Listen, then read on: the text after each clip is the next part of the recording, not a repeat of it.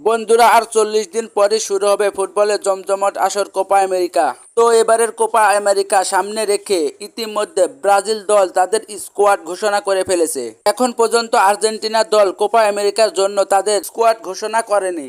প্রাথমিকভাবে ধারণা করা যাচ্ছে 2-1 দিনের মধ্যে তাদের স্কোয়াড ঘোষণা করবে এবং প্রাথমিকভাবে ধারণা করা যাচ্ছে যে 2024 কোপা আমেরিকার জন্য তাদের 2022 ফুটবল বিশ্বকাপের স্কোয়াডই থাকবেন। 2-1 নতুন মুখ ছাড়া আগের স্কোয়াডেই খেলতে আসবেন কোপা আমেরিকা, এমনটাই ধারণা করা যাচ্ছে। কেননা স্কোয়াড পরিবর্তন করার কোনো সুযোগই নাই। বর্তমানে এই স্কোয়াড নিয়ে আর্জেন্টিনা তাদের ফুটবল ইতিহাসের সেরা সময় পার করছে।